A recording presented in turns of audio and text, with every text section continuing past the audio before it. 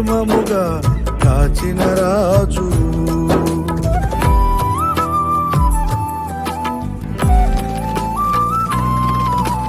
నా జీవం నీ కృపలో దాచిన దేవుడవు, గతకాలం క్షేమముగా కాచిన రాజు.